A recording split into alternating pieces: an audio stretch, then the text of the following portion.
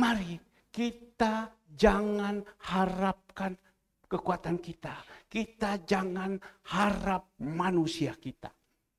Saya ajak kepada Bapak Ibu, sebenarnya ada khotbah.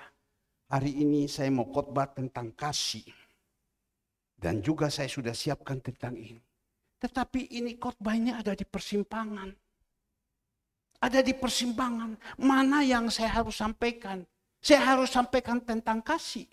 Atau saya harus sampaikan tentang mengandalkan manusia atau mengandalkan Tuhan. Tapi terus dengan kekuatan yang kuat, dorongan yang kuat. Tuhan bilang, kau ajarkan jemaat. Karena hari-hari ini adalah hari-hari yang penuh dengan kesusahan. Minggu lalu, sekali lagi minggu lalu, Presiden Jokowi, dan saya sudah kasih keluarkan di sini. Dia katakan, tahun ini, dia mendapatkan berita ini dari PBB. Bahkan dia katakan, saya pergi ke sana ketemu dengan bos-bos besar. Maksudnya bos-bos besar itu adalah presiden-presiden negara-negara besar. Dan mereka katakan, di dalam tahun ini akan terjadi kesusahan. Tapi di dalam tahun depan terjadi kegelapan. Loh, tahun ini terjadi kesusahan. Bahkan banyak perusahaan-perusahaan, bukan Indonesia, tetapi dunia. Dia katakan, ingat, bukan Indonesia, tetapi dunia ya akan mengalami ini. Tahun depan akan terjadi kegelapan. Maka itu minggu lalu sore, Saudara Ale khotbah tentang kegelapan. Dibukakan terus, akan terjadi kegelapan. Maka terjadilah kehidupan kita bingung, takut, gelisah, gimana. Tapi gampang, tidak usah susah. Ada satu sumber, yaitu kita, Yesus Kristus, yang sanggup menolong kita. Asal, nanti kita sama-sama belajar. Ya, ada kata asal. Ada Yesus yang sanggup menolong kepada kita. Karena dia adalah sumber segala-galanya. Asal, itu ada asal nanti. Ya. Ada firman Tuhan bilang, engkau mau mengikuti aku. Oke. Asal, tinggalkan manusia lamamu. Baru ini sudah ada. Asal, engkau harus menyangkal dan pikul salib setiap hari. Artinya apa? Membuat dasar yang kuat. Sehingga sudah waktunya dasar yang kuat, Tuhan limpahkan itu. Tuhan limpahkan berkat. Ya, saya berharap dalam nama Tuhan Yesus, biar firman Tuhan ini bisa menjadi berkat untuk kita. Yeremia 17, ayatnya yang kelima. Yeremia 17, ayatnya yang kelima. Saya ada dapat dari terjemahan Alkitab dan juga terjemahan sehari-hari. Mari, saya ajak kepada Bapak Ibu yang dikasihi Tuhan, kita baca dulu Alkitab yang biasanya kita baca. Ya, Yeremia 17 ayat 5, kita baca sampai dengan 8. Mungkin Bapak Ibu sudah berkata, Pak, firman ini saya sudah dengar ngelontok. Bagus, puji Tuhan. Tapi biar hari ini, apa yang Tuhan taruh kepada saya akan sampaikan. Saya tidak pintar, tidak ini, tetapi Tuhan percayakan kepada saya untuk saya sampaikan. Mari ditangkap dengan baik-baik dan simpan dalam hati kita dan lakukan. Yeremia 17 ayatnya yang kelima. Beginilah firman Tuhan, terkutuklah orang yang mengandalkan manusia, yang mengandalkan kekuatannya sendiri, dan yang hatinya menjauh daripada Tuhan. Ia akan seperti semak bulus di padang belantara. Ia tidak akan mengalami datangnya keadaan baik. Ia tidak akan tinggal di tanah angus, di padang gurun, di negeri padang asin yang tidak berpenduduk. Di dalam ayatnya yang ketujuh, diberkatilah orang yang mengandalkan Tuhan, yang menaruh harapannya pada Tuhan, ia akan seperti pohon yang ditanam di tepi air, yang merambat akar-akarnya ke tepi batang air, dan yang tidak mengalami datangnya panas terik, yang daunnya tetap hijau, yang tidak khawatir dalam tahun kering, dan yang tidak berhenti menghasilkan buah. Nah, Bapak Ibu yang dikasihi Tuhan, diberkatilah orang yang sudah membaca. Diberkatilah orang yang sudah mendengar.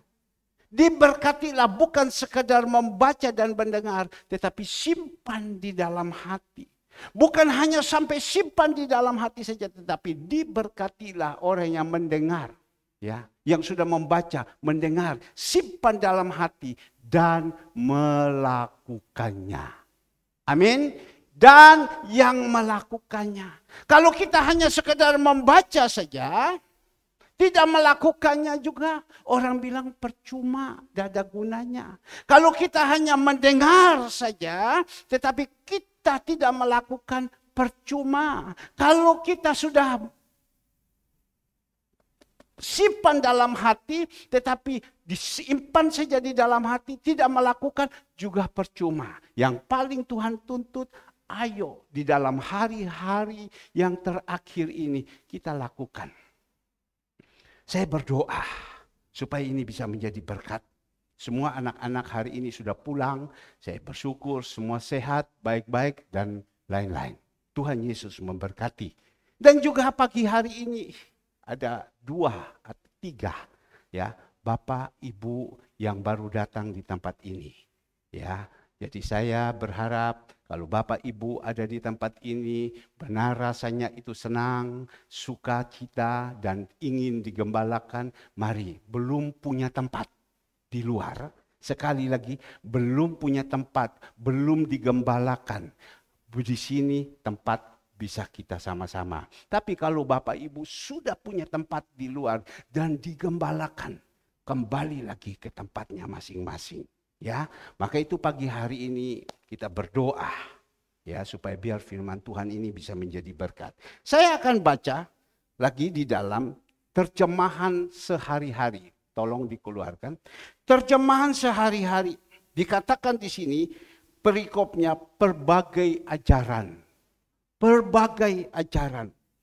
Tuhan berkata, keluarkan di belakang, apabila orang meninggalkan aku, Tuhannya, dan berharap kepada manusia, serta bersandar pada kekuatannya, maka aku akan menghukum dia.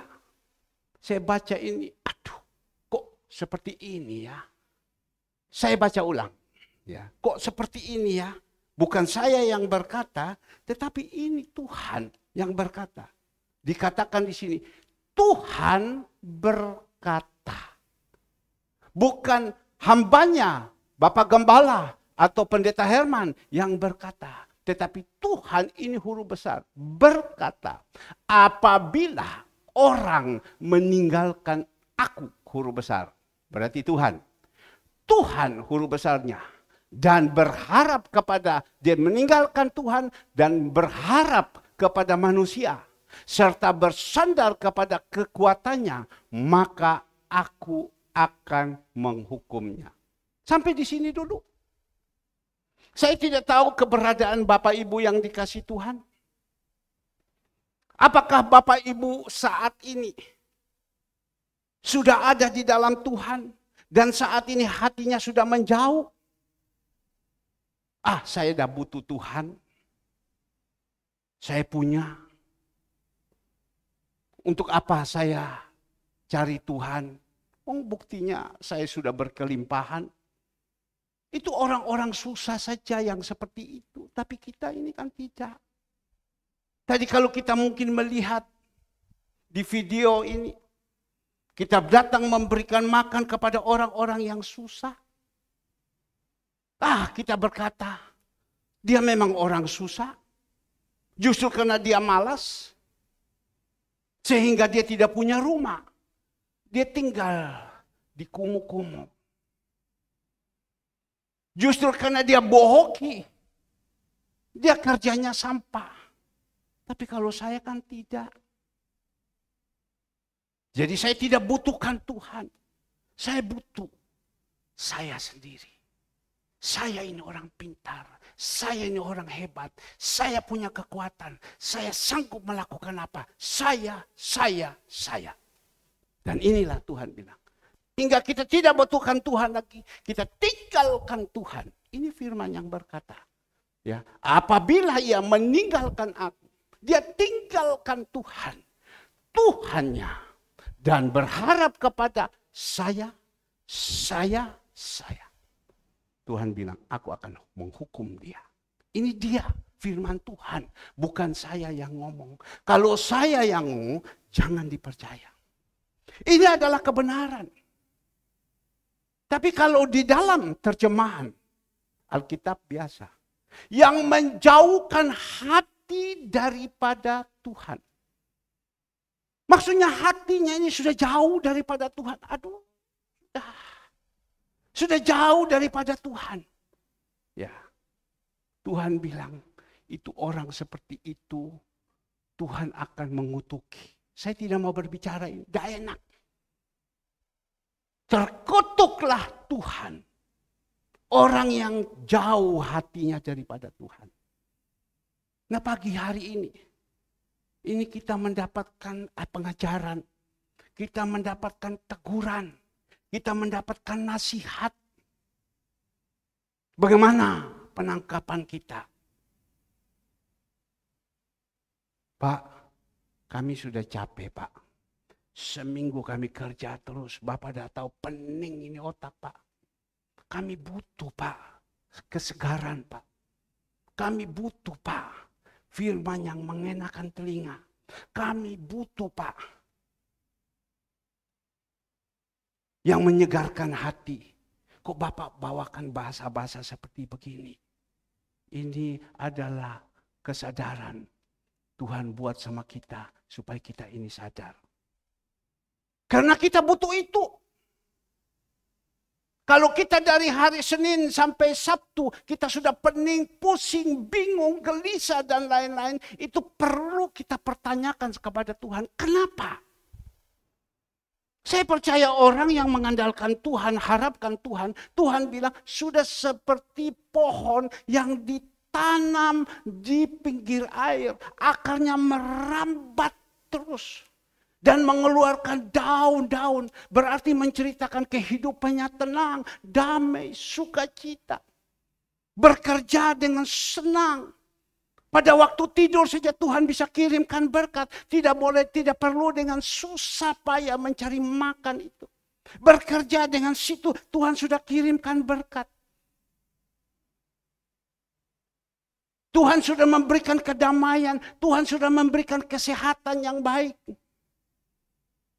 Tuhan sudah memberikan damai terus setiap hari kita menghadapi hidup ini.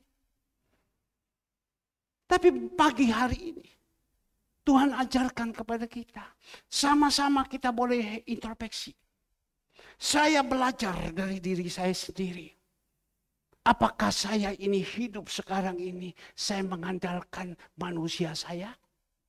Apakah saya hidup ini saya mengandalkan kekuatan? Apakah saya hidup ini saya mengandalkan saudara-saudara saya?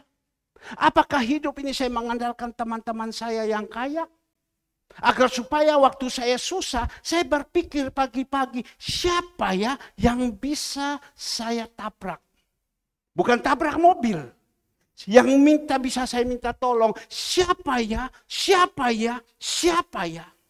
Itu mengandalkan manusia. Kita tidak berpikir, Tuhan inilah aku. Aku punya pergumulan, aku punya masalah, aku punya beban.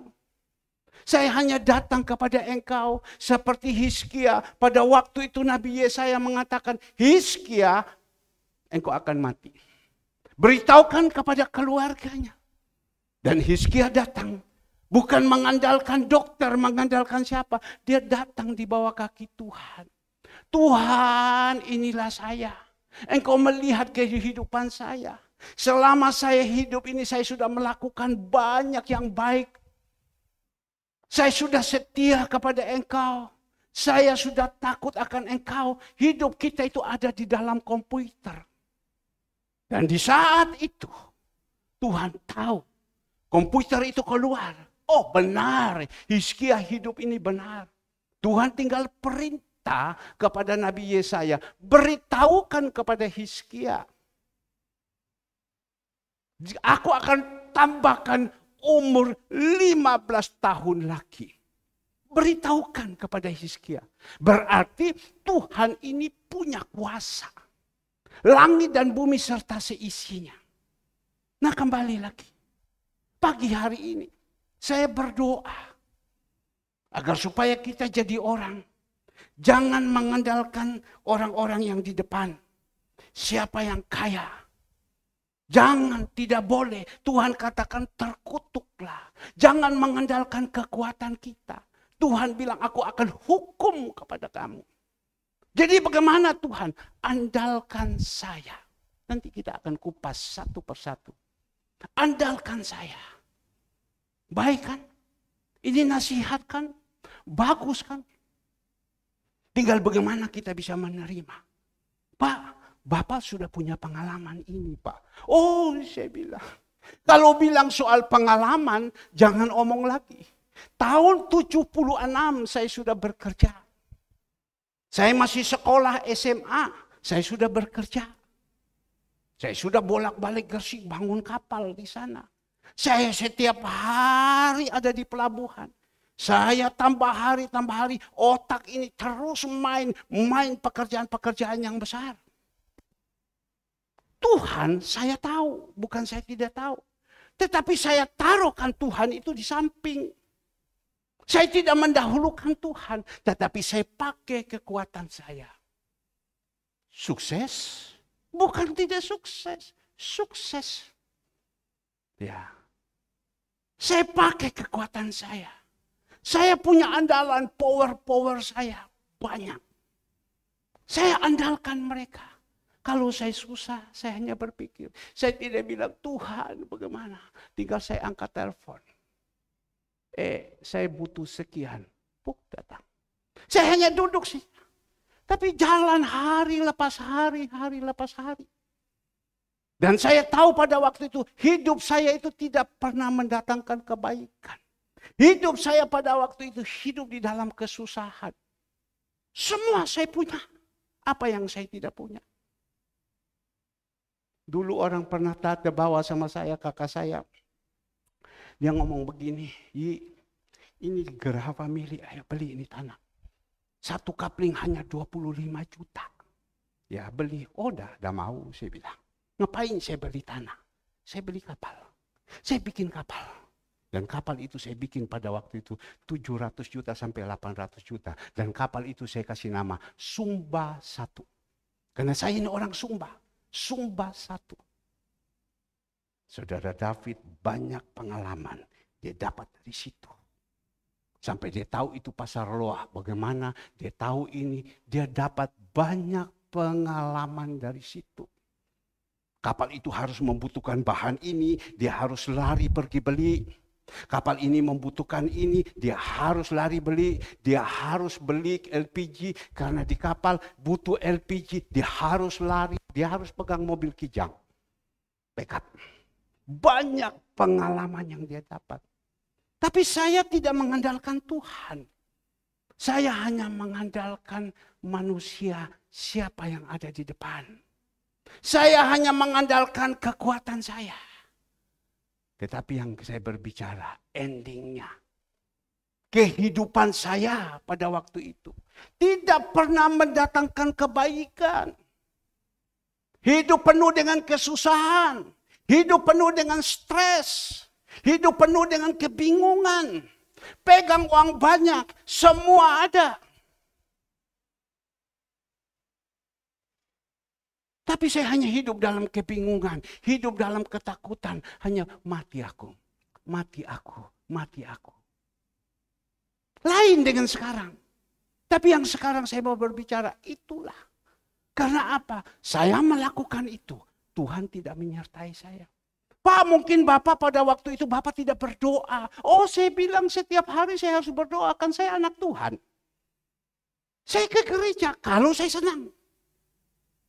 Saya ke gereja kalau saya senang. Kalau saya tidak senang, ya tidak. Tetapi waktu-waktu semuanya saya pergunakan untuk dunia.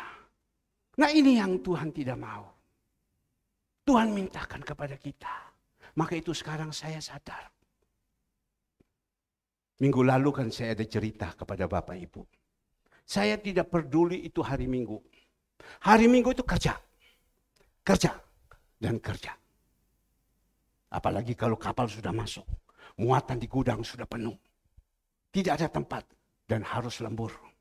Apalagi kalau kita sudah bawa hasil bumi yang sekian banyak. Dan hari Senin, Selasa saya harus buka cek banyak. Kapal masuk hari Sabtu. Di atas bongkar hewan. Hari Minggu pagi harus bongkar. Saya hanya ngomong kepada saudara Ciang. Ciang, lembur. Malam ini lembur. Trek itu panggil semua. Kumpul semua. Lembur semalam ini. Hari Minggu lembur selama. Dan muatan-muatan itu sudah dipindahkan di trek. Dan hari Senin pagi barang-barang itu sudah di muka gudang. Saya tinggal telepon kepada pemilik hasil bumi.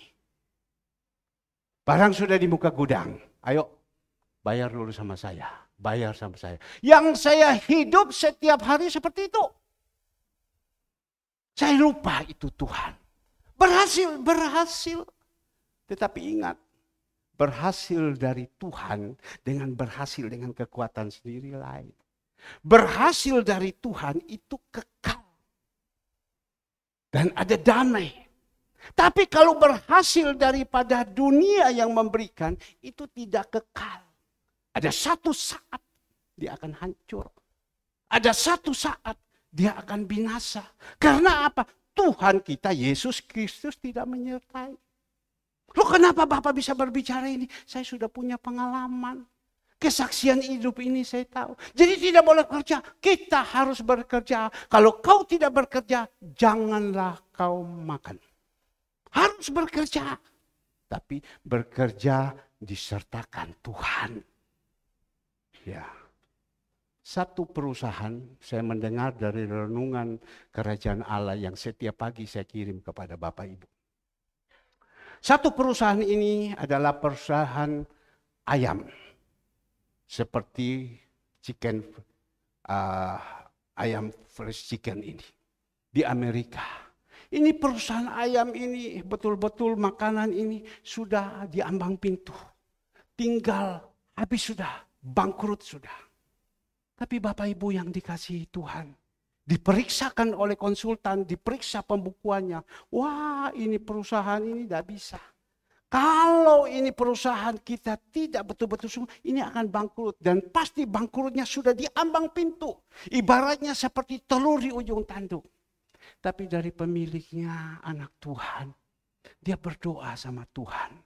Dia berdoa sama Tuhan, Tuhan katakan masalah ini hanya bisa diselesaikan dengan doa dan puasa.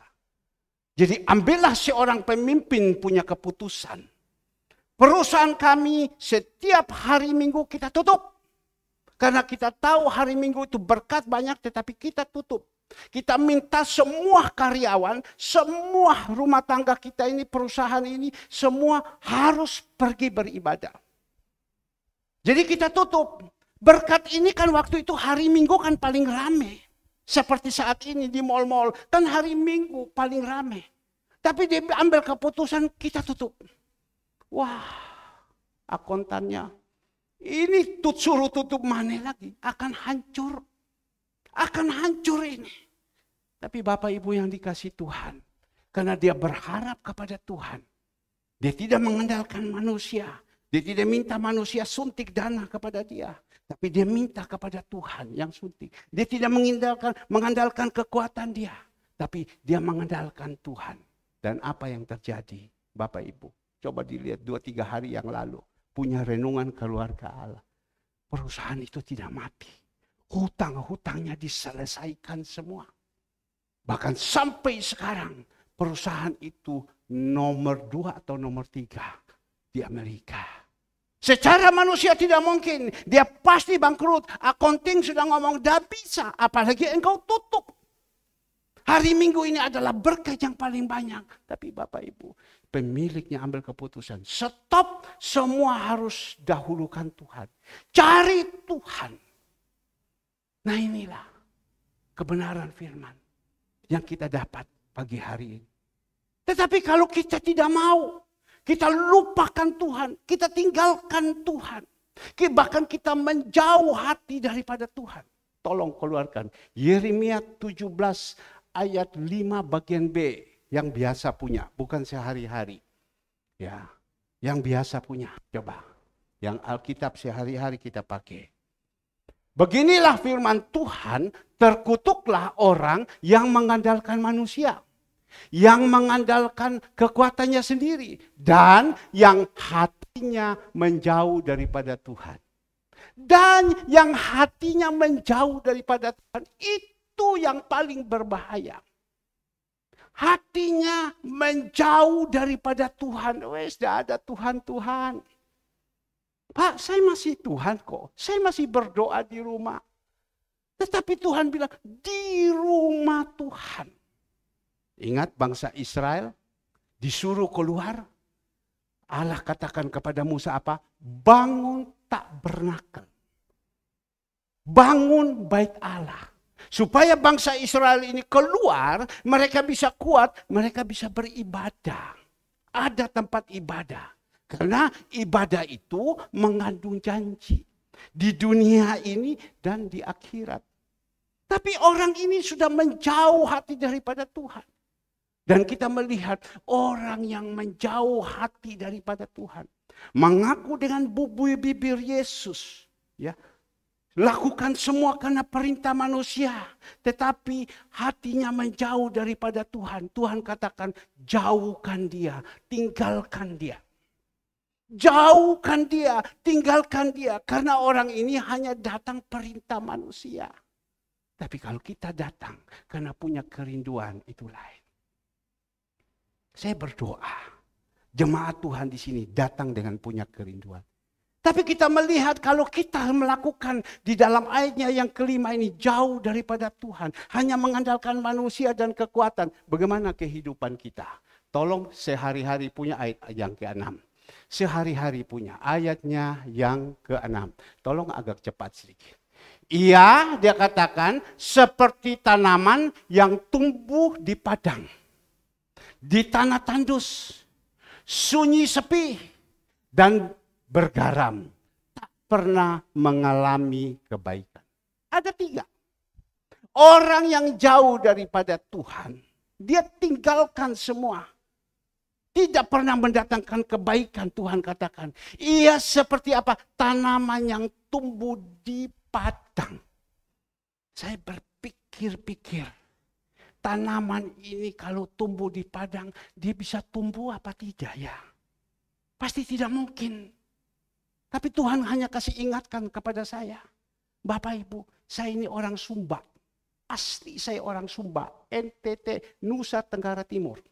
Sumba itu dibagi 3. Dibagi 4. Sumba Timur, Sumba Tengah, Sumba Barat, Sumba Daya, Barat Daya. Jadi dibagikan 4. Sekarang di Sumba itu masing-masing sudah punya kabupaten.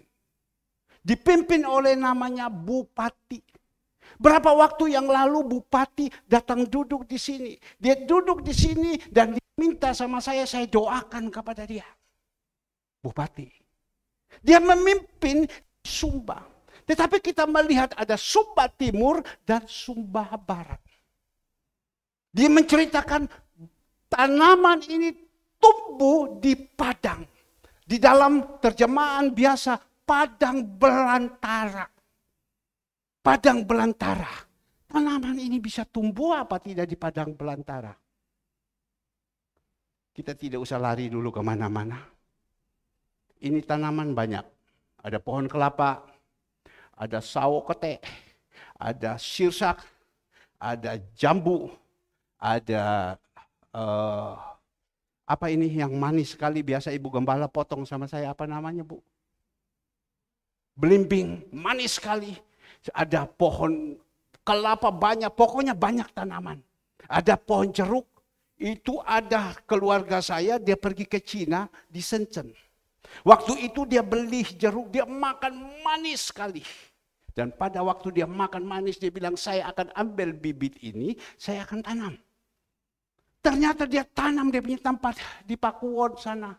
Tumbuhnya kerdil, tidak bisa bagus. Dia katakan kepada saya, Ayi, ini tanaman tidak bisa, sayang, dia bilang. Lebih baik coba bawa ke tempat kamu. Saya ambil dari kecil. 2 pohon saya ambil, saya tanam, kita melihat sekarang udah tinggi. Saya juga lagi bingung sekarang, gimana ini. Karena di belakang ini saya mau babat semua, saya mau bangun di belakang. Sudah tumbuh tinggi. Waduh, dia bilang manis sekali jeruk. Saya tanam bisa tumbuh tinggi. Padahal tanah yang ada di sini, ini tanah sertu. Bukan tanah tanaman, ini sertu. Mungkin 2-3 hari lagi ada orang datang mau sondir. Karena kami harus pancang. Dan dia katakan, Pak, ini tanah di sini, tanah tidak baik, Pak. Kami akan sondir kurang lebih 21 meter panjang. Waduh, saya bilang, 21 meter bikin fondasi panjang. 21 meter tanah tidak baik. Tapi saya jadi heran, tanah sertu, kok tanam tanaman ini kok bisa tumbuh bagus. Tapi dia katakan orang yang menjauhkan diri daripada Tuhan, ya, dia ada di padang belantara. Nah, Bapak Ibu yang dikasih Tuhan, padang belantara, saya pikir tadi di sini sebelum jam 5, saya ingat padang belantara. Mana bisa ada? Tuhan kasih ingat sama saya. Saya tanya Andre di mana? Andre bilang di Inggris. Oh no, Inggris-Inggrisan. Coba kalau bisa di daerah kita sendiri. Atau di daerah Cinyo, Purwodadi. Ya, tapi saya merenungkan Tuhan taruh. Ini padang belantara di Sumba. Ada Sumba Timur, Waingapu, Sumba Barat, Waikabubak. Saya ada di Sumba Barat. Saudara-saudara saya yang lain ada di Sumba Timur. Saudara Alek pernah pergi di sana. Tinggal di rumah kakak saya. Ya, oke, kita melihat gambarnya. Bagaimana yang ada di padang belantara. Kita lihat di sini agak besar sedikit. Ini padang belantara. Ya. Kering. Kalau kita dari atas pesawat naik ini kering sekali. Ini alang-alang yang ada ditaruh api aja menyala. Padang belantara. Mau tumbuh apa? Yang ada hewan, dia mau cari makan kering. Kalau kita melihat di sini, ini dia punya nama apa? Puru Kambera, Sumba. Pernah Presiden yang sebelum Jokowi pernah ke sana. Rencana dia mau membangunkan ranch, tempatnya hewan. Di daerah sananya hewan. Tetapi kita melihat Bapak Ibu, tumbuh-tumbuhan yang ada itu tidak bisa subur, tidak bisa bagus. Tumbuh itu kerdil, tidak bisa menghasilkan buah yang baik. Kekeringan terjadi. Artinya apa Bapak Ibu? Kering hidupnya. Mau tanam apa? Tidak bisa. Tidak bisa mengeluarkan buah, kering. Saya dulu waktu masih kecil. Kalau saya sudah naik mobil, kakak saya yang bawa truk, saya lompat, saya naik di atas. Waktu mobil sedang tanjakan, itu di situ lihat kekeringan yang begitu luar biasa. Saya turun, saya ambil korek api, saya bakar. Dan bakar, nyala semua. Saya bilang syukur, habis kamu, terbakar semua. Inilah kita lihat. Hanya pohon-pohon yang model-model gini yang tidak bisa menghasilkan. Ini kering semua, tandus. Coba dikeluarkan yang lebih tandus lagi. Ini ada di Sumba Timur. Ya, kering. Dan kita tanya, Pak, arti apa Bapak bawakan seperti ini? Ya, kalau tanah hati kita ini kering. Seperti apa yang saya katakan? Ada ketemu masalah, persoalan. Dibakar sedikit aja menyala. Karena kering. Tidak ada sumber air yang menyirami. Kering. Hati kering. Pikiran kering. Semua kering. Apa yang mau ditanam? Kering semua. Mana berkat bisa turun? Kenapa? Kekeringan. Saya berpikir-pikir betul juga ya. Dan manusia yang ada di sana, saya kasih contoh. Sekarang saya ambil dulu yang di barat. Tolong keluarkan yang saya katakan. Ada yang kering, itu di bagian timur. Tetapi ada yang di barat. Ya, kita melihat. Tolong keluarkan yang di barat. Pak, kok di ini? Ini yang di barat. Kita melihat. Ya, ini yang di barat. Ini siapa ini? Naik. Ya, naik. Oke. Berita dan informasi Sumba Tengah. Bapak Jokowi sampai datang. Dia turun dengan pesawat di Sumba Barat, disambut dengan ini gubernur, ya, datang. Dan di situ kita melihat dia liwat di tempat saya, dan inilah tempatnya ini subur. Sehingga dia membangun Jokowi tinjau food estate di Sumba. Kita melihat ini seperti ini. Subur, tanahnya subur, pengairannya subur, tanam apa saja, air terus banyak. Dan kita melihat disinilah jadi berkat. Karena tanah hati. Karena tanah hatinya bagus. Sama ini juga, tanah hati bagus didatangi atau sebagai pemimpin dunia ini Indonesia, Bapak Presiden Jokowi datang. Wah, waktu dia datang begitu banyak orang menyambut dia. Dan dia pergi ke tempat ini, dia liwat dulu di rumah daripada istri saya. Karena jalan as besar.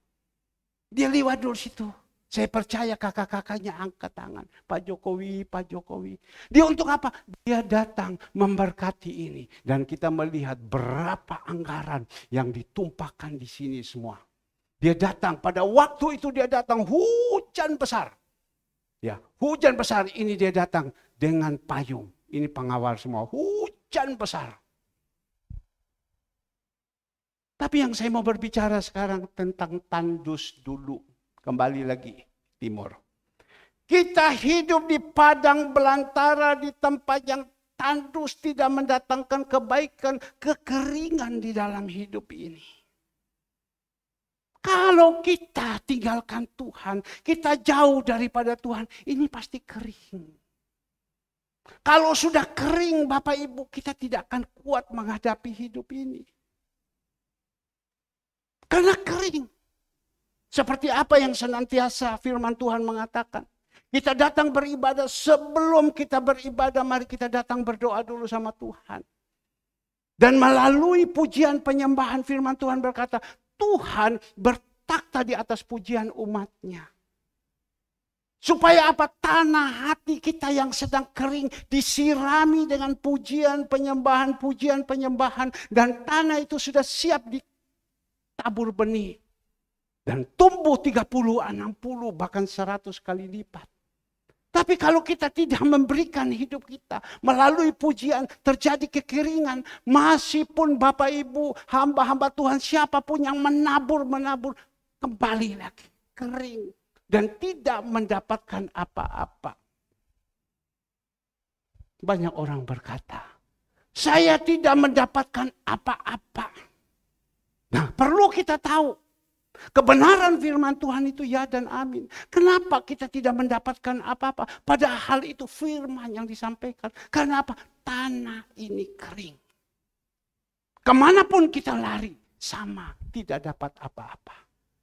Yang Tuhan mintakan kepada kita, agar supaya mari tanah hati kita ini, ya, dibasahi, ada sumber air kehidupan. Dari siapa? Dari Tuhan. Jadi kalau kita tinggalkan jauh daripada Tuhan, Tuhan katakan di sini, yang hatinya sudah menjauh, di dalam ayat 6, ia akan seperti semak bulus di padang belantara. Ia akan seperti semak bulus yang ada di padang belantara. Padang belantara kering, tidak ada apa-apa. Tidak ada sukacita, tidak ada damai, stres. Hatinya, kenapa hatinya sudah jauh? Ini yang Tuhan minta. Coba kita saat ini, bagaimana kehidupan kita? Yang saya mau berbicara ini, hari-hari ini adalah hari-hari yang penuh dengan kesusahan. Bagaimana waktu kesusahan datang menimpa kita? Kita kuat apa tidak menghadapinya? Seperti padang, ia akan seperti semak bulus di padang belantara. Ia tidak akan mengalami datangnya keadaan baik. Tidak ada keadaan yang baik. Kita berdoa, siapa yang mau diberkati? Siapa yang mau diberkati? Saya. Tapi tidak pernah mendatangkan kebaikan dalam hidupnya. Hidupnya setiap hari hanya persungutan.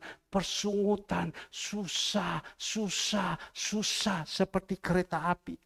Kita tahu kereta api zaman dulu. Kita dengar baik-baik, jangan kita tidur, Mak. Ya. Kita tahu kereta api seperti dulu. Mulai start. Dia baru start, dia sudah ngomong apa? Susah.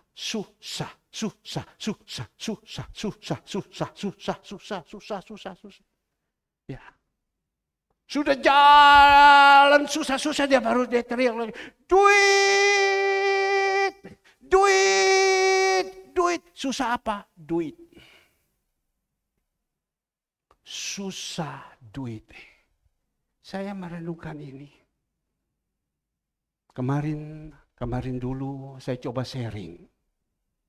Pak, kalau orang ini menceritakan susah duit. Tapi kan sekarang kan banyak orang kaya. Dorang kan tidak susah duit. Dorang tidak beribadah. Dorang jauh hidup di dalam keduniaan. Rumah mewah, segalanya semua. Duit mau apa saja. Ya, ada, semua ada. Mereka kan bisa berkata, kamu lihat saya ini. Saya tidak setia, saya tidak sungguh-sungguh. Tetapi saya kok diberkati. Saya coba belajar. Saya kok diberkati, saya bisa punya ini, saya bisa punya ini. Saya tahu, saya pernah mengalami. Tapi dia hanya katakan kepada saya. Itu dia katakan, coba Mazmur 73. Ayat ke-18. Mazmur 73 ayatnya ke-18. Baca sini. Sesungguhnya di tempat-tempat licin kau taruh mereka. Dan kau jatuhkan mereka sehingga apa? Hancur. Dibilang itu, Pak. Itu orang-orang fasik. Itu orang-orang fasik. Orang fasik kan tidak dikehendaki Tuhan. Orang fasik itu akan binasa. Dia bilang itu sudah ada itu ayat. Sesungguhnya kau taruh dia tempat tinggi. Dulu saya pernah sombong. Dan saya mengalami kembali. Pada waktu itu saya lagi pegang uang banyak segala semua. Jadi namanya manusia kalau pegang uang banyak. Di rumah saya ada 2 biji Mercy. Orang belum pakai Mercy yang mewah, saya sudah ada 2 biji Mercy. Saya ada punya mobil Honda Accord, saya ada punya Wonder, saya ada punya backup untuk urus kapal, dan lain-lain. Saya jalan dengan sombong. Saya ketemu dengan seseorang. Apa yang dia katakan kepada saya? Pak, jangan sombong, Pak. Kerikil-kerikil tajam yang kan kita tidak sadar itu yang bisa jatuhkan kita. Pak, jangan sombong, Pak. Kerikil-kerikil tajam yang kecil-kecil itu bisa jatuhkan kita, Pak. Jangan sombong. Ngomong apa? Benar. Tuhan punya cara. Dia izinkan ada kerikil-kerikil tajam. Dia taruh kita ada di atas, kita jatuh. Dum. Ya, kita tidak sadar bahwa sekarang saya sudah seperti begini. Tetapi untung firman Tuhan mengatakan, orang fasik jatuh sampai hancur. Tapi pada waktu saya jatuh hancur, saya sadar, saya bertobat. Tapi kalau orang benar jatuh, tidak sampai tergeletak. Karena ada tangan Tuhan yang menopangnya. Saya udah saksi kepada Bapak Ibu.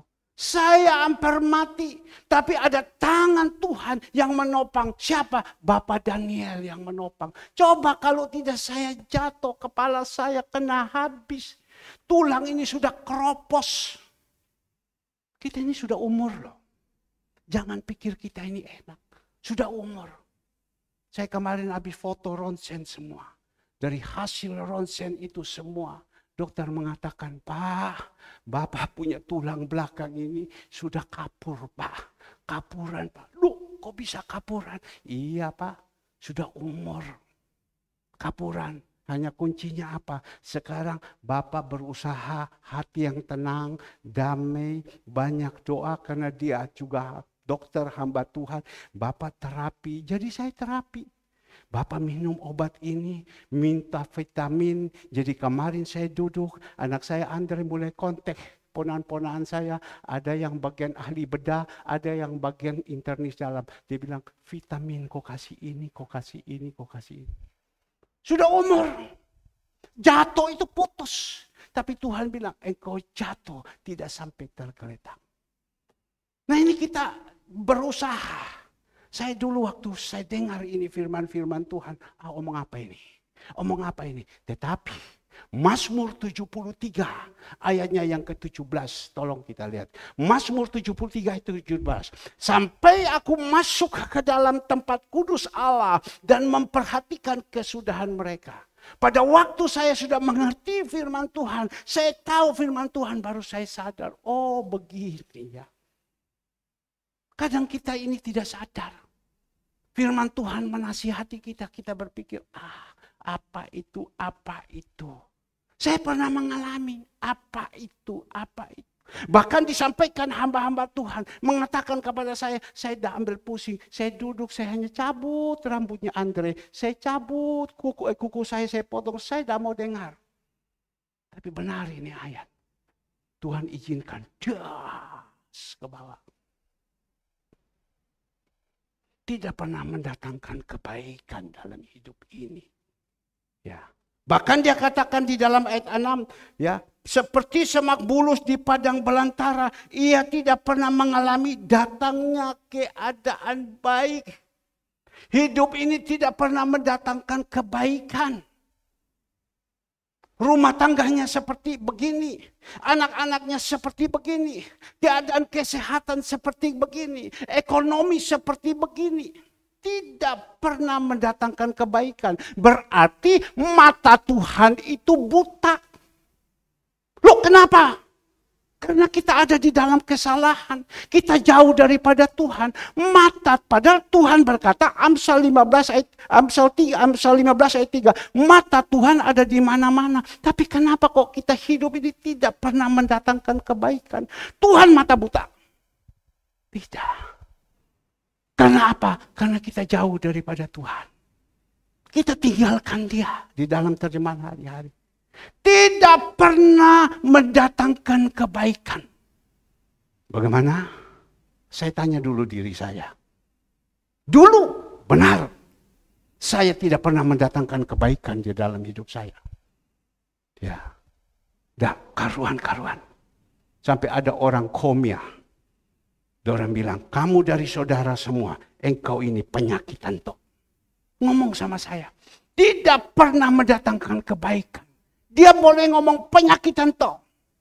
Tapi saya ikut Tuhan, nggak ada. Ya kalau kapuran ya sudah biasa. Coba Bapak Ibu foto semua. Pasti yang sudah umur-umur. Kecuali mungkin Ibu Ripa atau Pak Toga Sirait. Mungkin dah kapuran. Ya. Ya Pak, amin Pak ya. Ya. Tapi kita melihat sekarang. Tidak pernah hidup itu tidak pernah mendatangkan baik. Rasanya di sini buntu, rasanya di sana buntu, rasanya gimana, sumpah ini jalan keluar. Padahal Tuhan bilang akulah jalan dan kebenaran. Tapi kok ini kenapa begini, ini begini, ini begini. Saudara Alfred khotbah doa malam. Di dalam Mazmur 77. Ingat kebaikan Tuhan. Jangan lupa ingat kebaikan Tuhan. Mungkin Bapak Ibu saat ini sedang berdoa tidak terjawab. Mungkin Bapak Ibu sedang ini dia katakan ingat kebaikan Tuhan. Bapak Ibu yang dikasih Tuhan. Saya katakan kita pertama kali ikut Yesus. Berikan dirinya dibaptis.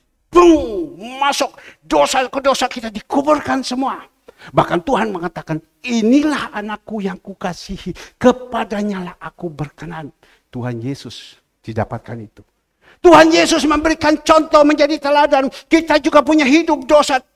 Dibaptiskan. Sesudah dibaptis kita lahir baru. Tinggalkan manusia lama. Menjadi manusia yang baru. Tetapi waktu kita jalan menjadi manusia baru. Kita harus jalan terus. Jangan kita mundur. Terus kita jalan. Dengan mengucap syukur. Terus setia sama Tuhan. Setia terus. Sampai apa yang dikatakan Rasul Paulus. Timotius. Aku ini sudah mengakhiri hidup saya. Pertandingan-pertandingan saya sudah selesaikan. Saya akan menerima mahkota kemuliaan. Kenapa? Dia jalan terus. Menuju ke Kanaan. Tanah yang sudah dijanjikan. Tapi berapa banyak bangsa Israel. Waktu bawah dikeluar. Baru keluar saja. Sudah melihat mujizat-mujizat. Masih tetap hidup dalam persungutan. Terus persungutan. Bahkan dia katakan kepada Musa. Musa, kenapa kau bawa kami seperti ini? Bukan di Mesir itu banyak bawang prei. Semangka banyak. Buah-buah banyak. Kenapa kau bawa sama kita? Harus kita ada di sini. Timbullah persungutan. Padahal mereka telah melihat pertolongan Tuhan. Mujizat Tuhan. Sehingga tidak mendapatkan apa yang menjadi doa. Dan saya katakan juga ada orang. Dia hidup. Pertama dia mulai dari awal. Dia mulai jalan. Dan waktu sudah mulai jalan, dia mulai ada di atas. Waktu ada di atas, dia sudah tidak mau lagi. Kan ada manusia. Itu namanya biji, itu karakter. Dia sudah di atas, dia sudah tidak mau lagi. Tapi kita belajar. Kenapa Yusuf dibawa naik ke atas? Dia masih tetap. Saudara-saudaranya membuat dolimi dia. Dia bilang, kamu boleh mereka-reka yang jahat. Tetapi Tuhan mempunyai rencana yang baik. Kejahatan-kejahatan daripada saudara-saudaranya dia tidak balas. Karena dia tahu. Selama 17 tahun Tuhan izinkan dia proses. Tuhan angkatkan sama dia. Kita juga begitu. Maka itu saya paling takut. Kalau anak-anak itu tanpa punya dasar langsung sudah naik di atas. Saya paling takut. Waduh. Kalau sampai kalian sudah saya ini tanpa proses langsung bawa naik ke atas. Jadi apa? Fondasinya tidak kuat. Saya takut. Bapak Ibu boleh keluar. Mungkin Bapak Ibu tahu. Pastor ini miring. Miring. Karena apa? Fondasinya tidak kuat. Saya panggil insinyur datang. S3 datang. Sini. Wah, Pak miring. Bapak bikin fondasi apa dulu? Batu kali. Aduh. Ini untung Pak ini miring. Ini dapat pecah Pak. Untung Pak ini dia naik di atas. Wih. Lantai dapat pecah. Ini mujizat Pak. Ini mungkin karena rumah Tuhan. Sebenarnya rumah ini sudah harus pecah semua. Pergi di Ikan Gurami. Dekat Ibu Keris punya rumah. Ada rumah yang sudah miring begini. Betul toh Bu ya? Ibu pasti takut kalau jatuh. Papa kalau jatuh ini tendes rumah kita. Kenapa? Fondasinya tidak kuat. Sudah miring. Sehingga saya mau buat ini sekarang sedang disondir. Sedang rencana dipancang, gambar sudah ada. Dipancang sekarang kita lagi berbicara. Pakai sistem apa? Tapi ambil keputusan, sondir dulu. Berapa dalam? Dia bilang, Pak, kalau di Perak 21 meter. Wih, berarti panjang 21 meter. Aduh, berapa uang ini? Berapa Tuhan ini panjang 21 meter Tuhan. Tanah 600 meter persegi, berapa harus dipancang? Karena apa? Pak takut. Dan dorang pikir, ini rumah disandarkan dengan rumah yang miring. Ini kita harus dengan cara apa? Kita harus pasang ini, dihitung, diukur, harus pasang ini. Supaya nanti jangan sampai dia miring, dia hantam sebelah, patah lagi semua. Karena apa? Fondasinya ada kuat. Bapak Ibu yang dikasih Tuhan. Saya diizinkan Tuhan seperti ini.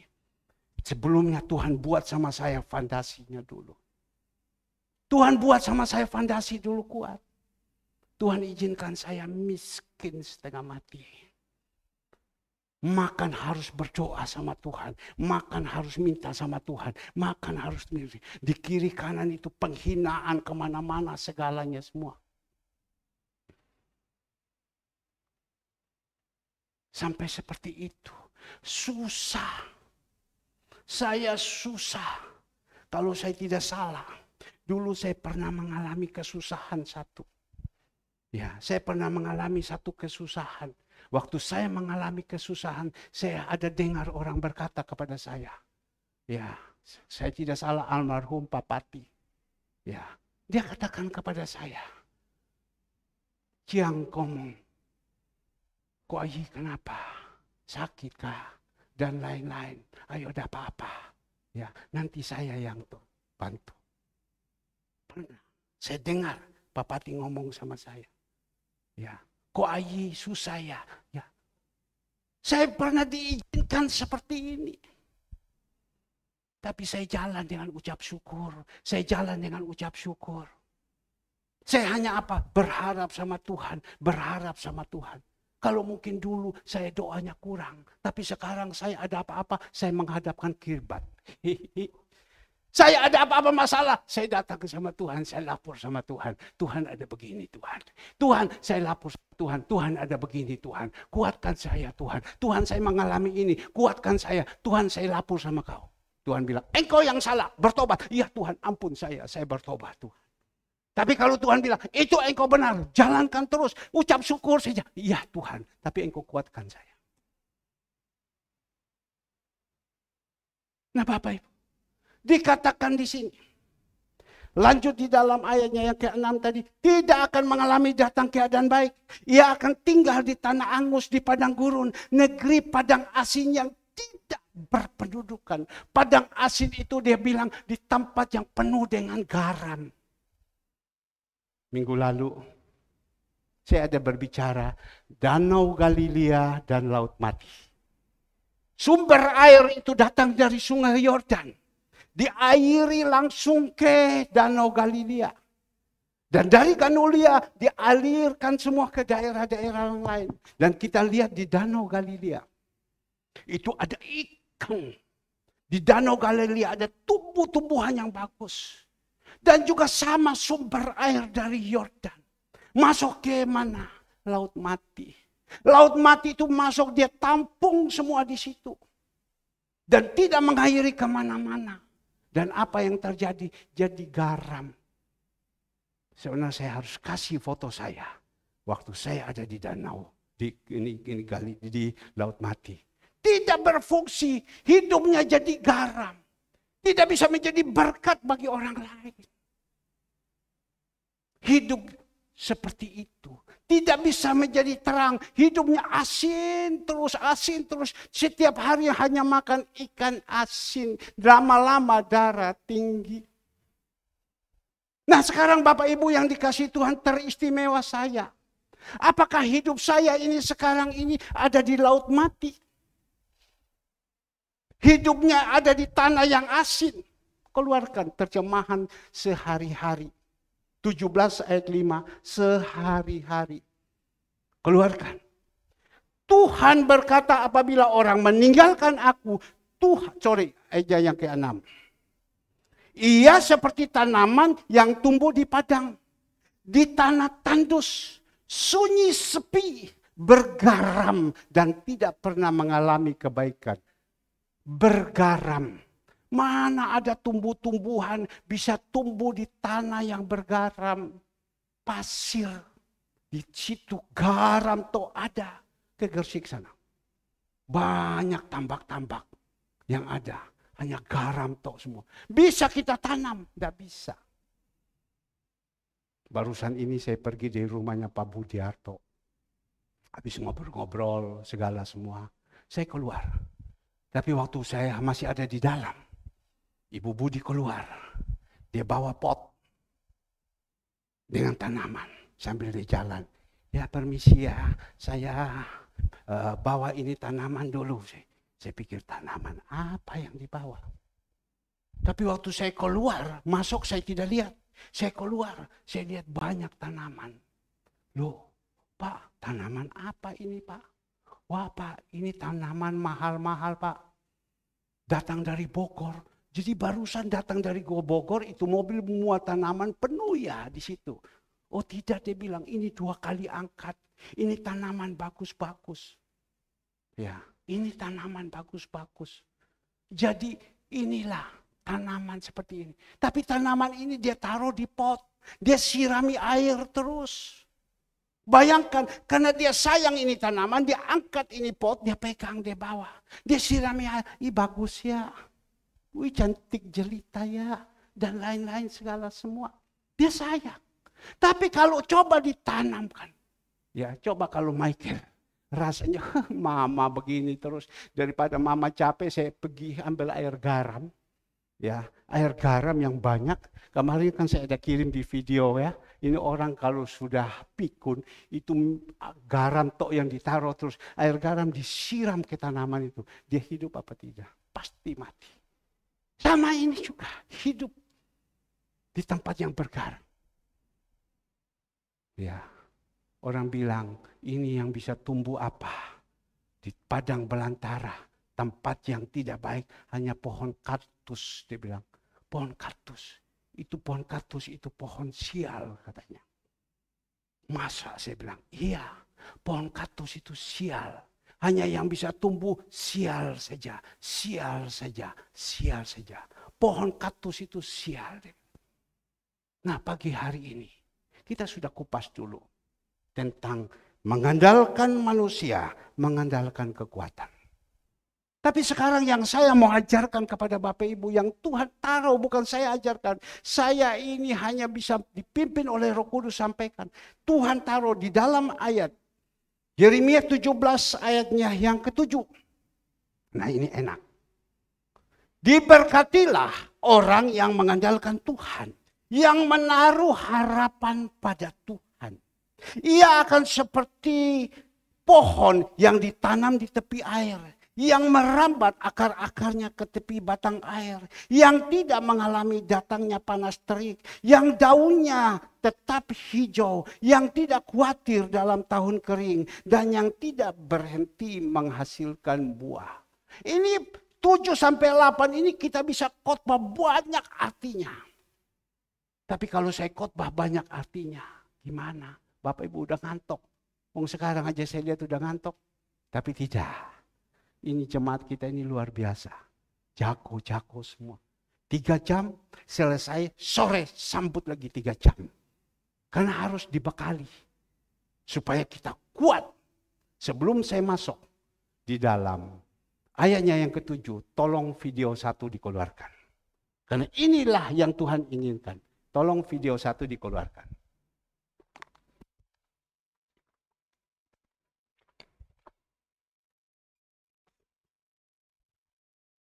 Kita lihat, kita dengar. Saya sudah kirim kepada Bapak Ibu. Tapi ini lagi Tuhan taruh. Ya. Bisa bedain nggak antara 2 telur ini? Agak keras, buka yang besar. Bisa bedain nggak antara 2 telur ini? Nggak bisa, keduanya terlihat sama. Oke, sekarang akan saya putar. Telur ayam, sama-sama. Mas Mary, kok yang itu bisa Dibesarkan berputar sedikit lebih lama? bagus, tolong kalau bisa. Telur ini bisa berputar lebih lama karena ini adalah telur yang matang. Panasnya rebusan air membuat telur ini lebih padat. Jadi artinya, begitu juga dengan hidup. Kadang sekilas semua orang terlihat sama, padahal kualitasnya berbeda-beda.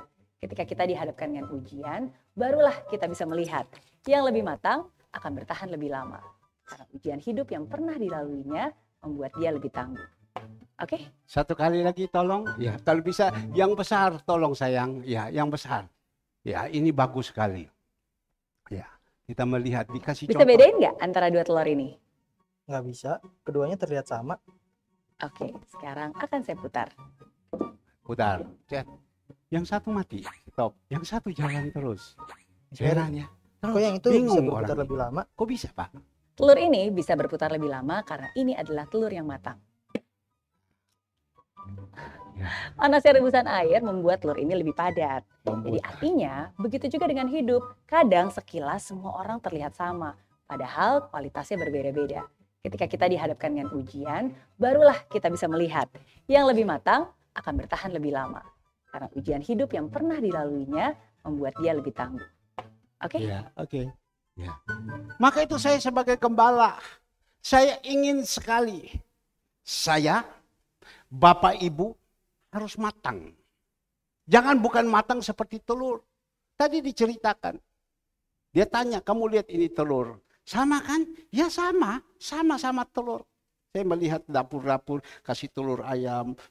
Telur ayam mereka kemarin waktu saya ada di Shangri-La sama pemimpinnya. Pak, kok dikasih telur ayam, Pak? Telur ayam. Nah, ini bukan telur ayam saja. Ya, ini juga ada makanan lain. Oh iya. Tapi yang dikatakan sekarang ini telur ayam. Coba kamu lihat, sama kan? Saya putar ini telur. Das. Yang satu putar selesai jatuh. Yang satu putar, terus dia putar. Bingung. Pak, kok bisa, Pak? Ini telur kok aneh. Ciptanya yang Tuhan, kok bisa dibikin macam begini? Dia ambil telur itu. Dia kupas. Telur ini sudah matang. Kalau ini satu telurnya masih mentah. Matang ini benar-benar matang. Jadi kalau kita matang ada beda orang yang tidak matang dengan orang yang matang. Orang yang tidak matang, waktu ketemu masalah, dia langsung seperti tumbuh di padang belantara. Shush! Tapi kalau orang yang matang, dia bisa tenang. Dia bisa tenang menghadapi semua. Karena apa? Sudah matang orangnya, usahanya sudah matang, manusianya sudah matang, hatinya sudah matang, dan lain-lain. Jadi ketemu masalah, tenang.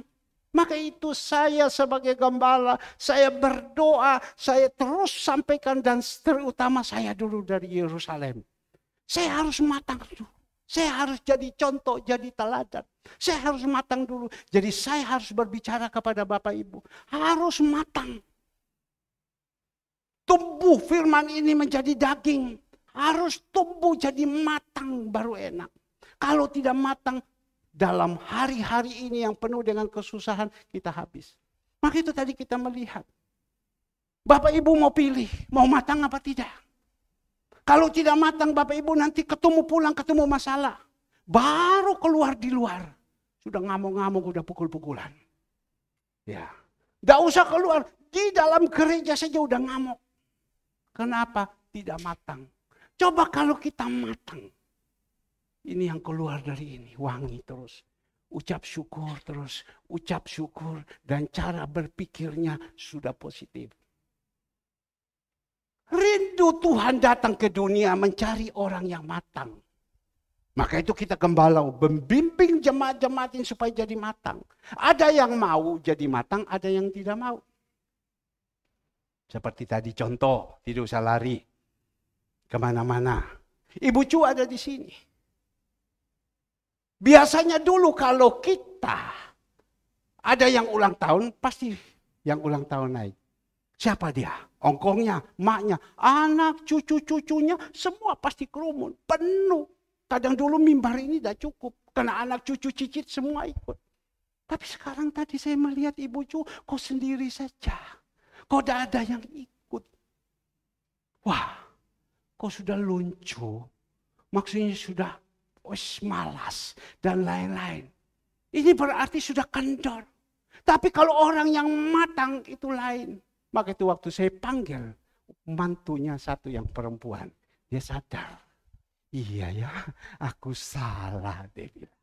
Tapi maka itu untuk ada gembala yang mengingatkan. Dia naik, dia ngomong, aduh aku salah. Dia bisik. Mama minta maaf. Saya percaya waktu Cicu tadi naik di atas. Dia hatinya susah. Kok gini, aku biasanya dulu dikerumuni orang banyak. Tapi kok sekarang kok anak tidak mau, cucu tidak mau. Bukan bilang tidak mau, tapi menunggu panggilan. Tapi mantunya tarik. Tapi Tuhan bilang, kau lihat ini mantunya tarik. Lah mantu laki juga. Suruh. Iya kan, Cicu senang ya. Meskipun mungkin ya bagaimana saya tidak tahu, tapi saya percaya mantu laki itu mantu baik kok. Dia cuma pegang, rasanya risih. Ya. Kalau orang matang, dia langsung datang, dia rangkul, dia cium. Yang kita mau berbicara bukan itu. Matang kalau kita punya rohani yang matang. Waktu badai datang, persoalan datang. Wah. Kami dulu sekolah tentang sumbu pendek. Langsung mercon itu buka sumbu pendek. Itu tidak matang. Tapi kalau kita matang, kita bisa duduk, kita dengar. Seperti di Amsal, orang bijaksana dengan orang bodoh waktu berbicara. Orang bijaksana tenang. Dia hanya melihat, dia mendengar dan lain-lain. Habis itu dia berusaha untuk menurunkan orang ini dari emosi, dari marah, dari tertawa dan lain-lain. Kita ini harus matang. Kita harus berdoa sama Tuhan. Harus matang. Nah, kita melihat orang yang matang itu bagaimana. Hidupnya dia tanpau. Tanpau itu dia jamin sama Tuhan. Ya. Dikatakan di dalam ayatnya yang ke-7. Diberkatilah orang yang mengandalkan Tuhan. Ya. Kalau di terjemahan sehari-hari, tolong dikeluarkan sehari-hari, dikatakan di dalam ayat 7, tapi orang yang berharap kepadaku akan kuberkati selalu. Ya kan dia ngomong, sehari, tapi orang yang berharap kepadaku akan kuberkati selalu. Tuhan akan berkati. Bukan berkati kan bukan hanya uang saja. Bukan hanya rumah saja, mobil saja. Yang diberkati satu kesehatan dulu. Waktu saya pergi ke dokter Hans Chandra. Pak Herman, kesehatan itu penting ya. Kalau sudah sakit itu gimana? Coba saya periksa Pak Herman. Wah, bagus. Ini sudah turun, ini sudah turun. Senang dia. Ini sudah turun. Ya, karena apa? Kalau kesehatan. Tapi kalau kita kesehatannya tidak bagus, sakit-sakitan mau apa? Mau makan apa? Pak Herman tidak boleh makan ini, tidak boleh makan ini, tidak boleh makan ini, tidak boleh ini. Pak Herman hanya boleh sayur saja sama ikan. Ya, tidak boleh yang lain-lain, itu racun dan lain-lain. 1, 2, 3, 4 dia lancar ngomong, tapi saya tidak. Ya. Tapi Tuhan bilang diberkatilah orang yang mengandalkan Tuhan. Dia diberkati selalu dalam hidupnya. Dalam segala aspek kehidupan kita diberkati. Dan dia katakan lanjut di dalam ayat selanjutnya. Yang menaruh harapan pada Tuhan. Tadi mengandalkan manusia, mengandalkan kekuatan. Sekarang dibaliknya. Yang menaruh harapan kepada Tuhan. Orang boleh ngomong, yo saya harapkan Tuhan. Bapak Ibu yang dikasihi Tuhan, orang yang menaruh harapan kepada Tuhan, itu benar-benar itu dia cinta sama Tuhan. Tolong renungan keluarga Allah saya ada kirim kepada Bapak Ibu. Ya, tentang rumah ibadah. Dia cinta sama Tuhan. Tuhan katakan kuduskan hari Sabat ini. Dia rindu untuk datang mencari Tuhan. Dia rindu di mana di rumah Tuhan. Dia rindu beribadah kepada Tuhan. Saya ini dulu malas. Mau ibadah, ibadah lagi. Tapi sekarang kapan ya hari Minggu ya? Kapan ya doa pagi ya? Kapan ya Zoom ya malam ya? Kapan ya doa malam? Sungguh. Saya ada di atas mimbar. Saya rindu itu terus beribadah. Saya rindu terus. Padahal saya setiap hari tadi saya sudah ngomong. Semalam saya tidak tidur. Tanya istri saya. Istri saya jam 12 naik tidur. Dia mulai ambil minyak. Saya langsung duduk. Sudah saya berdoa. Saya selesai doa, saya tidak sadar, saya lihat, sudah jam 4 lebih. Dia sudah bangun, saya naik tidur. Dia atas ranjang. Tidur sebentar 15-20 menit, saya bangun. Alarm sudah bangun, saya mulai keluar di luar. Saya menghirup udara. Karena kepingin sudah. Mencari hadirat Tuhan.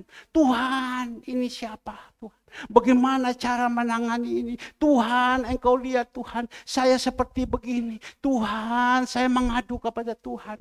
Tuhan bilang, Herman, kau salah. Sehingga kau begini, tobat kau. Oh ya Tuhan, saya tobat, ampun. Dah ilok lagi, dah mau kapok-kapok lombok. Iya Tuhan, ya Tuhan. Saya harus berharap kepada Dia. Saya mau harapkan siapa lagi? Orang-orang yang dulu saya harap, itu sudah berantakan semua. Sudah berkukuran semua. Saya sudah tidak bisa berharap mereka lagi. Dulu saya berdosa, pada waktu saya ambil alih ini gereja. Waktu mau bangun saya berpikir, gampang, berapa saya? Paling 2-3 miliar selesai pembangunan ini. Saya bisa berharap kepada saudara-saudara saya, kan ada semua. Mereka berduit semua. Saya bisa berharap. Saya berharap manusia. Tapi Tuhan izinkan saudara-saudara saya jauh dari saya. Kalau sudah jauh sama saya mau berharap siapa lagi? Semua teman-teman sudah lari sama saya. Karena apa? Melihat Herman susah. Kita kalau senang, semua pada dekat. Ingat kalau kita susah, semua pada jauh. Saat keluarganya jauh, itu ingat. Tetapi ingat, Tuhan kita tidak jauh. Jadi kita berharap datang kepada Dia. Dan kita melihat ciri-ciri orang yang berharap kepada Tuhan. Yang menaruh harapan kepada Tuhan, ciri-ciri. Dia seperti apa? Ayat 8, ia akan seperti pohon ditanam di tepi air, yang merambat akar-akarnya di tepi batang air, yang tidak pernah mengalami datangnya panas terik, yang daunnya tetap hijau, yang tidak khawatir dalam tahun kering, dan yang tidak berhenti menghasilkan buah. Ini orang yang berharap kepada Tuhan. Ya. Pohon itu ditanam, dia katakan, di pinggir air. Air itu kan sumber kehidupan. Yeremia 17 ayat 3. Orang yang meninggalkan sumber air kehidupan, dia akan dipermalukan. Dia akan mendapatkan malu. Sumber kehidupan. Tetapi pohon ini ditanam di pinggir air. Akar-akarnya merambat. Siapa ini pohon? Kita ini pohon kehidupan. Ditanam. Kalau orang ditanam, ya, di dalam Tuhan lain, hatinya lain. Tadi istri saya bilang, kamu kalau omong tentang panti terus orang bosan. Orang bosan. Ya, saya bilang itu boleh masukan. Tetapi saya sebagai gembala, saya harus menyaksikan bagaimana acaranya Tuhan. Bagaimana perbuatan Tuhan itu memberikan kekuatan.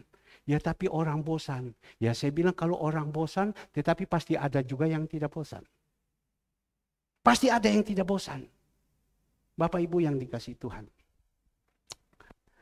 Barusan ini saya pulang dari dokter.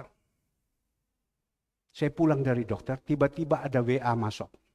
Karena saya kalau kirim ini, video ini, itu kepada teman-teman saya ada ratusan orang. Saya percaya ada yang lihat, ada yang tidak lihat. Ada yang mengatakan saya ikuti terus. Tapi ada yang tidak lihat. Tapi tujuan saya bukan saya minta mereka menjadi donatur. Tetapi tujuan saya supaya bisa menjadi berkat. Ya kalau mereka mau jadi donatur silakan untuk Tuhan. Tapi kalau tidak ya sudah tidak apa-apa. Tuhan bisa pakai dari cara jalan lain. Jadi saya kirim. Tiba-tiba waktu saya pulang dari dokter, WA masuk. Saya melihat WA, Bapak Edi alat berat. Berarti ipar daripada Bapak Budiarto. Pak Herman, WA-nya. Tolong. Itu WA-nya. Tolong Pak Herman. Ada orang yang mau terima kerja Anda. Karena, dia omong begini, karena ada orang ini sudah dulu dikasih kerja tapi mokong. Orangnya kan tegas, orang pintar, mokong. Tapi sekarang justru mokong, sekarang susah. tapi saya lihat zaman toloh.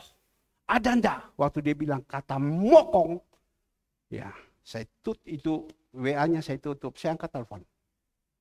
Lebih baik saya berbicara langsung. Saya bilang, Pak Edi, gimana, apa kabar? Pak Herman, shalom. Saya senang sekali Pak Herman bisa bel saya. Dia langsung ngomong, tadi saya ada WA sama Pak Herman.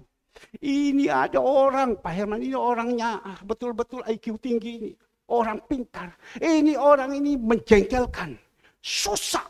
Ditolong tidak bisa. Saya sudah tolong kasih kerja. Habis kerja macam-macam. Tidak tahu terima kasih. Berontak, ngamuk. Sekarang susah lagi, miskin lagi. Saya kasihan. Dia orang Semarang. Tapi saya percaya yang dia ngomong. Pak Herman bisa bantu dia. Karena saya tahu Pak Herman punya teman terlalu banyak. Dia menilai itu. Pak Herman saya percaya pasti bisa bantu dia. Karena Pak Herman punya teman terlalu banyak. Kok bisa? Saya bilang. Padahal saya berpikir dia punya teman banyak. Pak Herman punya teman banyak. Pasti bisa. Pak Edi, dasar apa Pak Edi ngomong saya punya teman banyak? Ya, dasar apa? Pak Edi ini kan teman banyak. Sak kampung semua Pak Edi punya teman. Pak Edi banyak berbuat. Bahkan orang-orang yang di kolam renang, orang-orang kaya itu kan temannya Pak Edi semua. Dia bilang percuma, dia bilang. Tapi saya percaya Pak Herman ini pasti punya teman banyak. Kenapa kok bisa ngomong saya punya teman banyak? Saya perlu tanya. Saya hanya lihat satu Pak Herman. Pak Herman setiap hari kasih makan orang. Sekali lagi, setiap hari saya ikuti terus Pak Herman, setiap hari kasih makan orang. Saya ikuti terus Pak Herman setiap hari. Sampai saya omong kepada istri saya, wah, iki loh Pak Herman, saben dino kasih makan orang. Ini kalau tidak temannya banyak orang-orang kaya, dah mungkin. Setiap hari dia bisa kasih makan uang dari mana? Kalau bukan temannya orang-orang kaya, dah mungkin. Jadi saya mau minta sama Pak Herman, tolong bantu saya. Saya percaya Pak Herman bisa. Nah ini loh yang saya cari. Ya puji Tuhan, saya bilang Pak Edi. Saya ini punya teman Pak Edi, luar biasa. Kaya. Kaya. Tidak stop biar dana. Wah Pak Herman tinggal teriak sih, cus turun. Tinggal teriak saja. Ini loh Pak yang saya cari. Ya. Minta berapa saja turun. Matius 7 ayat 7. Minta kau dapat. Ketuk dibuka, cari kau ketemu. Minta saja. Saya bilang, waduh ini yang saya cari Pak Herman. Zaman saya ini susah Pak Herman. Ini yang saya cari. Jadi kalau Pak Herman minta saja saya bilang. Orang ini ada satu pengusaha di tempat situ. Pemakan kerja udang, ekspor, impor saya dah tahu. Itu orang kaya. Kalau itu, wah saya bilang kecil. Wah itu orang pelit dia bilang. Ini kaya. Kaya betul-betul. Terus dia pancing istri saya. Terus pancing terus sama saya. Ya. Pak Herman kenalkan saya. Boleh, gampang. Puji Tuhan, kapan? Sekarang ini juga saya bilang, saya kenalkan kamu. Ya, kapan? Sekarang, oke, dia bilang. Kenalkan. Siapa Pak Herman? Pengusaha apa? Tuhan kita, Yesus Kristus. Yang mempunyai langit dan bumi serta seisinya. Wes ono Pak Herman, iku aku roh Pak Herman. Ya saya bilang itu sumber dari dia. Loh kan pasti ada donatur, tidak saya bilang. Sumber itu dari dia. Dia yang bisa membawa berkat untuk kasih kepada kita. Sumber itu dari dia. Disitulah saya mulai menginjil berikan kekuatan. Jadi Pak Herman donatur tidak ada. Donatur itu Tuhan Yesus. Amsal 21 ayat 1. Hati raja ada di tangan Tuhan. Di mana dia mau dia jamah hatinya orang itu dia bawakan berkat. Tapi setiap hari loh Pak Herman. Iya, saya juga bingung Tuhan Yesus begitu kaya. Dia bisa buat seperti ini. Saya bingung Tuhan Yesus ini kok bisa kaya kayak begini. Dia bisa buat. Tidak pernah putus, tidak pernah putus. Ada saja terus, ada saja terus.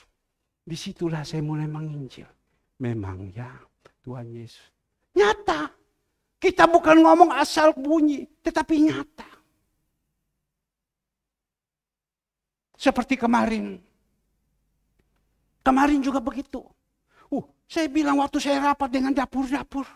Loh dana ini hanya 3 digit. 3 angka. Bukan 4 angka, 5 angka. 3 angka berarti 500 rupiah. 4 angka, 5 angka. 100.000. Gimana kita harus bayar ini dengan juta? Saya bilang, ayo kamu dapur-dapur tanggung jawab kamu. Bayar perpuluhan kamu. Maksudnya perpuluhan waktu mereka bekerja. Bayar ini perpuluhan, dapat hasil bayar. Ikut donasi, ayo. Sebab ini uang kembali lagi untuk kamu. Bapak Ibu yang dikasih Tuhan. Secara manusia saya khawatir. Tapi saya percaya kepada Tuhan. Tuhan membuka jalan. Hari besok, pagi, saya buka. Saya juga berpikir bagaimana ya saya bisa membayar ini. Itu bukan hanya dikasih pengulung. Itu ada 3 panti lagi. Itu susun deret itu uang yang begitu banyak. Gimana ya? Bapak Ibu yang ikut 50.000. Ya tidak apa-apa puji Tuhan. Ya. Ada 100.000, ya puji Tuhan. Ada 150.000, tapi ada 300.000. Oh puji Tuhan, sekeluarga puji Tuhan. Tuhan bilang, aku bisa pakai. Orang yang tidak bisa dipakai, aku bisa pakai. Tuhan kasih. Ternyata Bapak Ibu, selesai saya lihat. Coba lihat rekening. Lebih daripada segala lebih. Berikan kemuliaan untuk Tuhan Yesus. Lebih daripada segala lebih. Sampai saya bilang, Joni, kirim. Nah orang kalau berharap kepada Tuhan lain.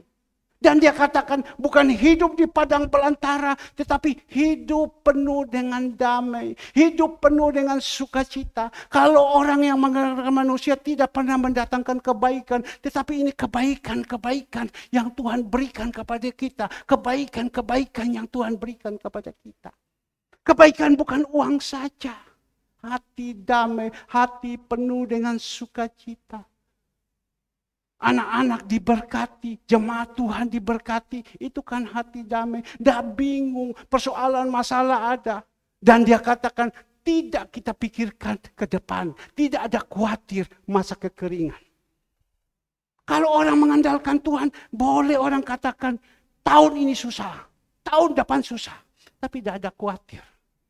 Ku serahkan pada Yesus. Bukan hanya sekedar nyanyi. Tetapi hati ini kita serahkan betul kepada Tuhan. Bapak Ibu. Coba Bapak Ibu bayangkan. Kalau kita harapkan Tuhan. Lain. Kasih Yesus itu turun kepada kita. Kalau kasih Yesus sudah turun kepada kita. Lain ini hidup. Tuhan bisa bukakan. Saya tanya pada Pak Daniel. Hari Kamis, Pak Daniel mau enggak? Ya, setiap hari kasih keluar uang. Tiap hari kasih keluar uang.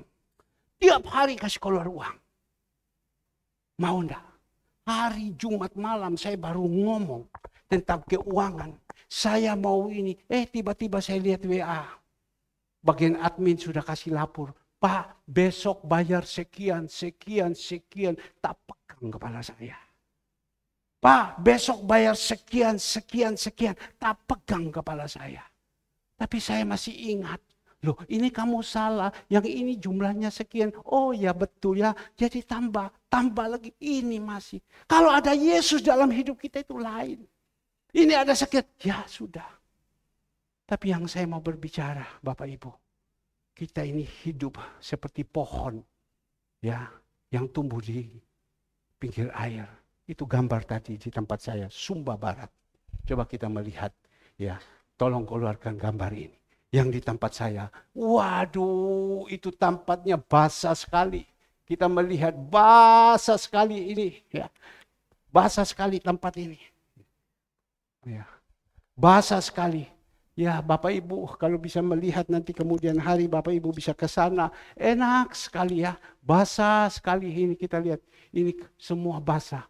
Jokowi datang hujan besar. Ya ini air semua, sumber air kehidupan. Ini tempat ini yang dikatakan food estate di Sumba. Ya, mereka bangun tanaman, bikin tanaman-tanaman luar biasa. Ini Jokowi coba naik ke atas lagi. Ya, Jokowi punya mobil ini datang. Pakai pribadi punya, datang injak ke tanah Sumba. Ini dia pidato di atas ini. Ini kita lihat dia ada di hujan waktu dia datang, hujan yang begitu besar turun di sini. Ini tanaman semua. Aduh, tanahku luar biasa, penuh dengan kesuburan. Dia angkat tangan segala semua penuh dengan kesuburan. Air mengalir. Ini tempat pengairan, ini tempatnya berkat. Ya, kenapa? Cicu, ada sumber air kehidupan. Jadi hidup itu tenang. Kalau kita sudah hidup tenang, lain pikirannya. Lain. Di belakang itu rumahnya Om Choa. Anaknya datang sama saya. Terus datang. Insinyur dia. Namanya Ivon Pitung, dia bilang. Ngomong kepada Ivon, nama saya Pitung. Dia insinyur. Dia datang sama saya. Pak Herman, ini sertifikat. Ini rumah saya. Pak Herman ambil sudah. Saya ingin sekali di belakang Pak Herman ambil. Cukup besar. Putar itu. Pak Herman ambil sudah. Saya mau. Asalnya saya ini kan berani. Saya mau. Ya, saya pikir-pikir mau. Tapi saya merenungkan kembali ada istri penolong. Dia datang lagi hari itu. Besok lusa dia datang lagi sama saya. Bahkan dia lihat gambar-gambar, dia hitung semua. Ayo Pak Herman, atur bagaimana cara ambil ini.